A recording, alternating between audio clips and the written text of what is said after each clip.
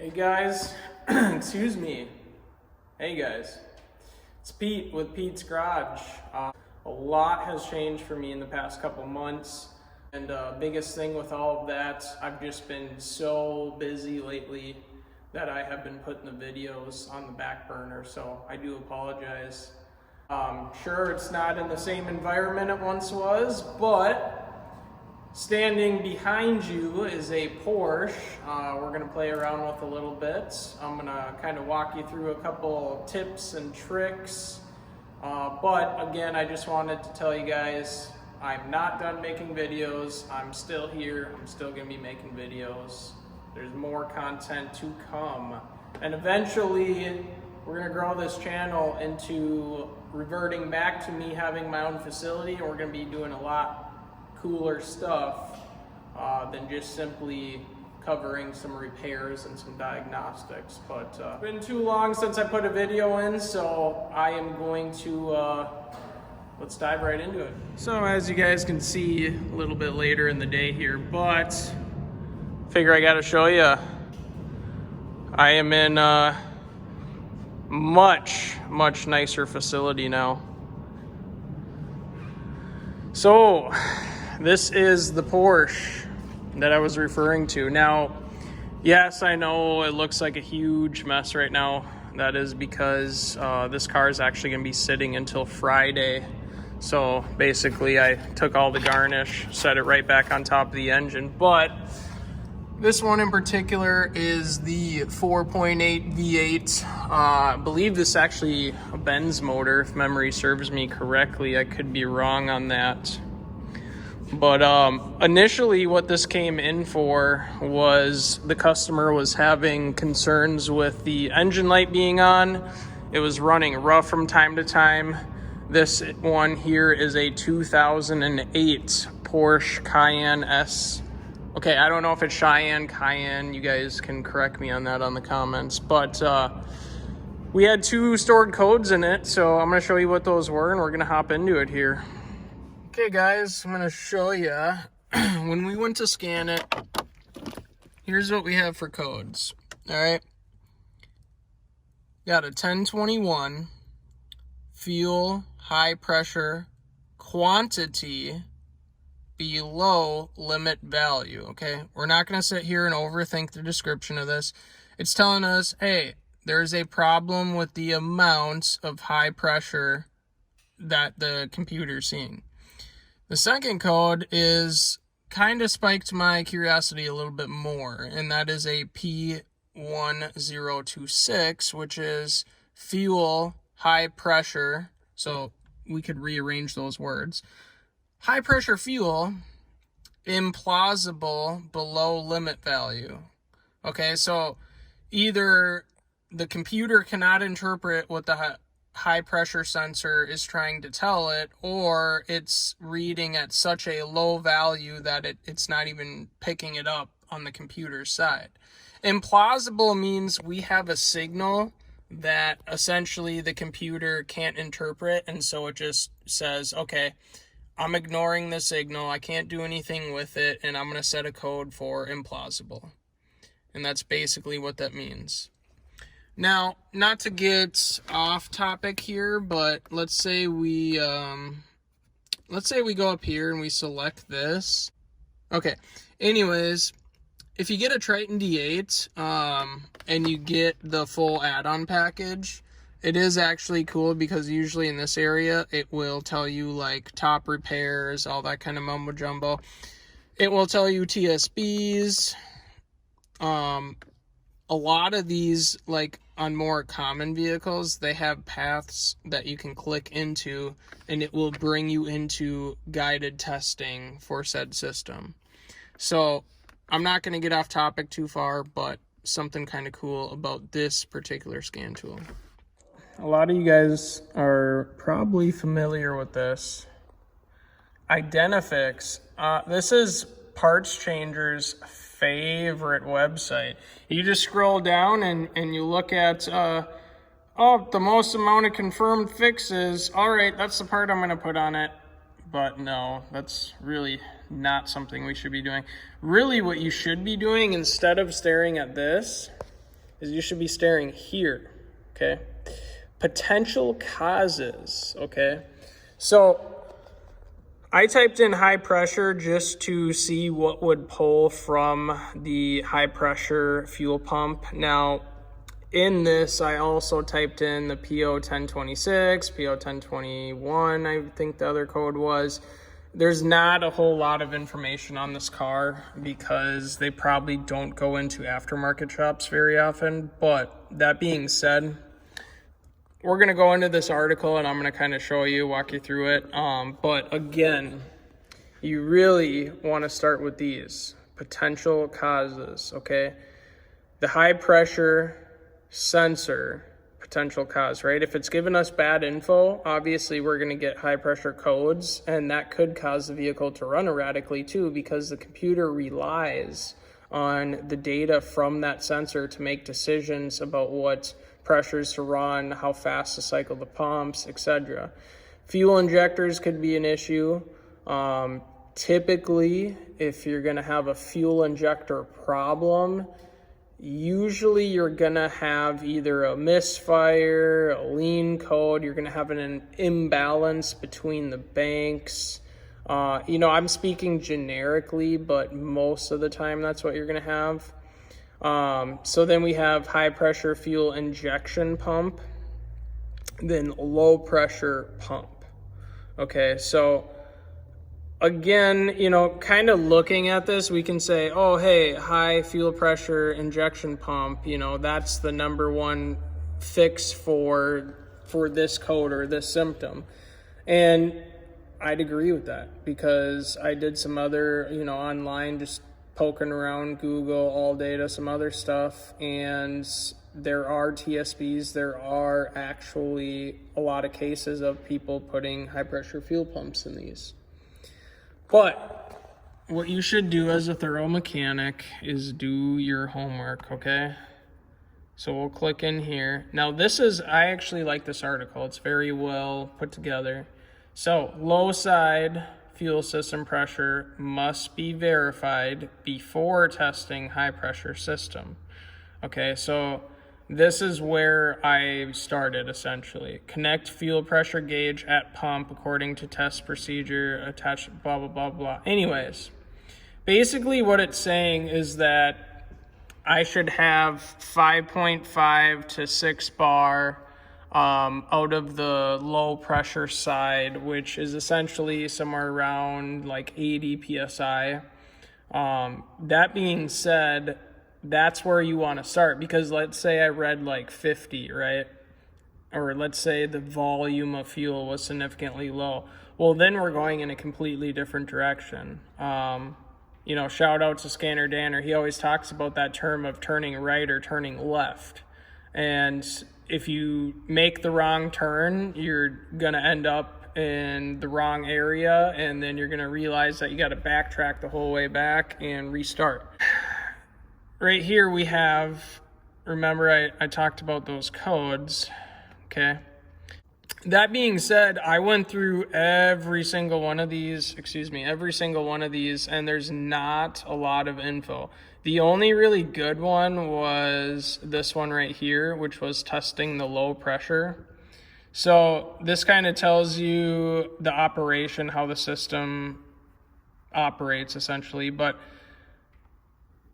basically, I started here and I basically took a sample. So I cycled the left pump for 20 seconds, right pump for 20 seconds, took the amount of volume I had, multiplied that by 3. That gave me the amount per minute, which was all almost identical to what I should have. I did want to touch on the fact that you can't just shoot for the hills and jump right to the most common, especially when it comes to fuel systems, okay?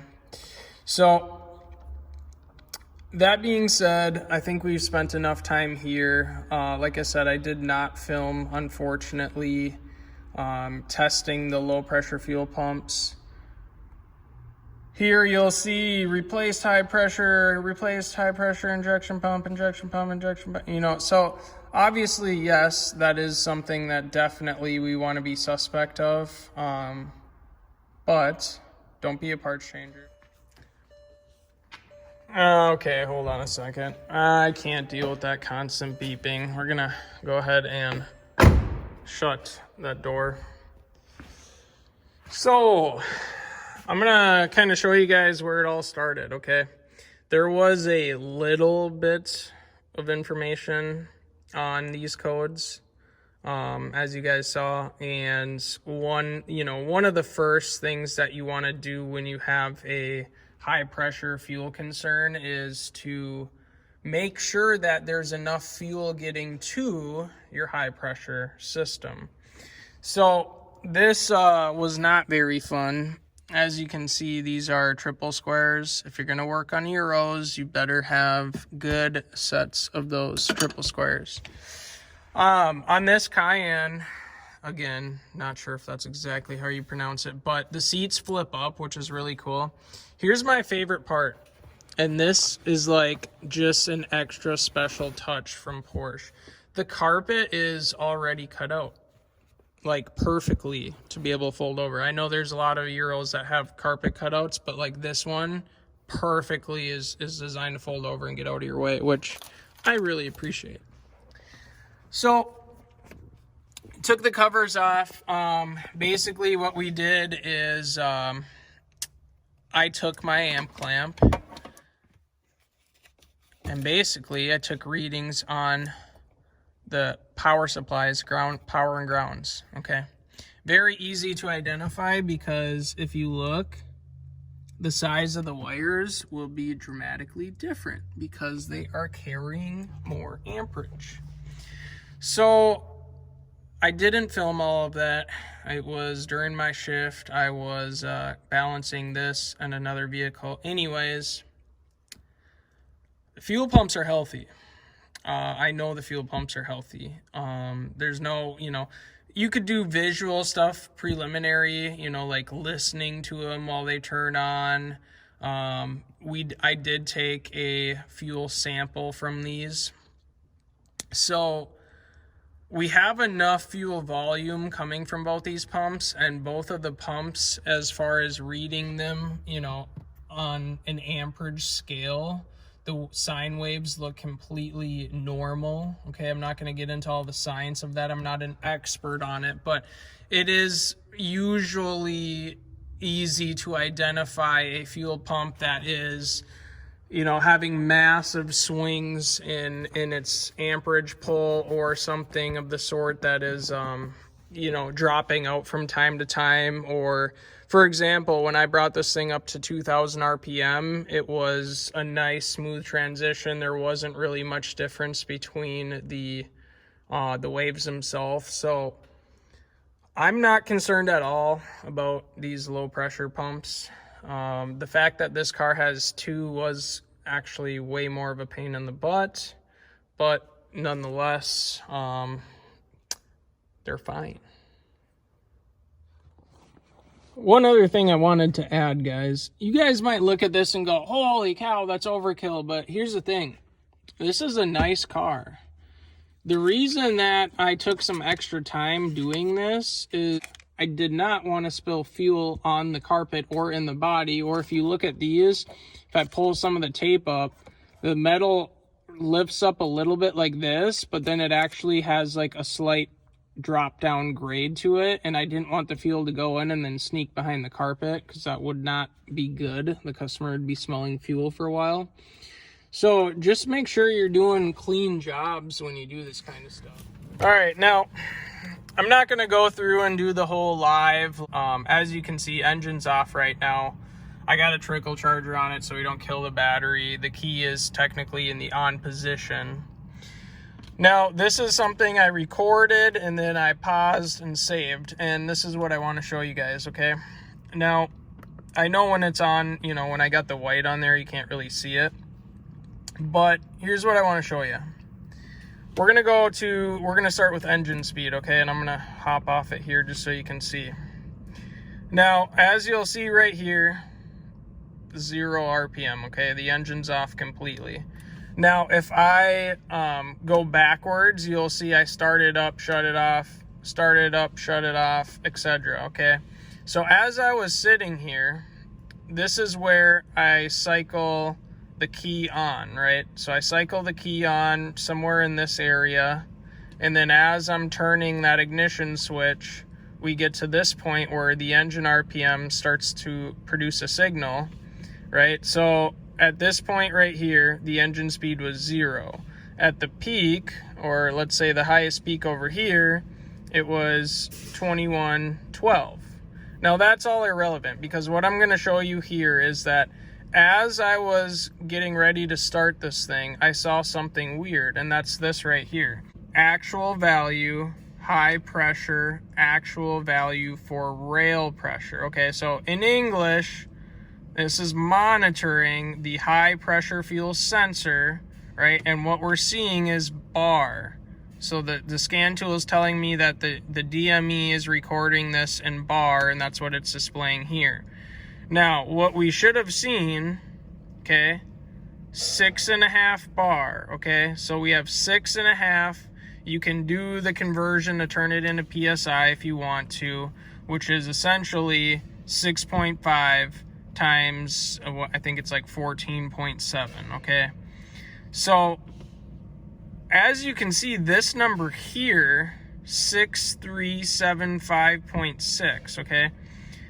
The computer is picking up a signal from the high pressure fuel sensor, right? And if we go up here, you guys, and you want to see like another confirmation, see where it says actual value and bar, we see 6,375. Now imagine that in bar, multiply that by like 14.7. That is a colossal, it's like over 50,000, okay? No, we do not have 50,000 PSI in the rail at 0 RPM, okay? Now, it spikes up to 6375, and then if I go and I touch like right, I'm trying to get it close for you guys. Right here, okay? 4,738, okay? And that's right as the engine is like starting to turn the flywheel over, flex plate, whatever you want to call it. And then we start to get our engine signal. So now let's go to the engine actually running, right? Which is right here, okay? So the engine speed at this point is 1,440 RPM. Now it says 52.5 bar, right? That is a way more believable number than the ladder of, you know, of course, it's not going to go back, 6,375. So think about it this way. We have an implausible signal code, okay? If the computer is seeing a sensor read 6,375 bar, that is implausible at that point to the computer. Again, we have no data, no like real tangible diagnostic troubleshooting data for this car, but we have an implausible signal, and then I see, you know, this spike crazy high and then drop down as we start it and then stabilize like right here. You know, if we put the cursor there, we're at 11.9 bar. Okay, that's a running state, or not a running state, but it's a static state. This right here would be a running state. Okay, so as you can see, engine speed 576, which it's actually below the RPM that it wants it at, and it's because of the fact that the computer has no idea what to do with these signals after it saw this one just go all crazy. When you go into these, you know, on Snap-on and a lot of them, it'll show you a minimum and a maximum. Okay, so if we just go back to the basics, right, we'll click up here. At one point, it saw 6,477 bar. Now don't look up here because that's just showing you what I'm selected on. Again, actual value bar, okay? So 6,477. If a computer sees that and it's like, hey, that's not even possible, that's how you get implausible signals. So I just wanted to spend some time showing you guys this because of the fact that it is not always something that you just can't do when you don't have information, tangible diagnostic information. So this one right here says actual value, high fuel pressure set point. Okay, so the set point in bar, that is what the computer wants to see. So like the computer saying, hey, I'm requesting 49.8. That's what I want. Okay, well, obviously it was requesting 49.8, and at that point we were at 13. Now let's go to when the engine was running, right? So we'll scroll down. So here, engine's running. As you can see, engine speed 576. Okay, so we'll do it again. 576. Now we're seeing a plot, a real signal. Okay, 39.4 bar at 576 RPM. Now, if I scroll up, what it wants to see is 40. Okay, and we were at that point 39-ish area, right? So we're close. But going back to what I was showing you guys, at this point it wanted 49.8 bar, okay? And it was seeing 6,050. That's where you get implausible signals from. The reason that I am fairly confident that it needs a high pressure fuel pump is two reasons. One, that implausible signal that we have, that potentially could have nothing to do with the sensor, okay? Secondly, these vehicles, if you do some research, it is fairly common for the high pressure fuel pumps to fail on these, as it is with, I hate to say it, but a lot of European stuff. And that's because most of them, BMWs, Mercedes, Porsches, I'm just going to say it right now, they're under-engineered and they fail. And some models have had recalls, some haven't. I'm not even sure if this Porsche had a recall on it. That is something that we're going to check.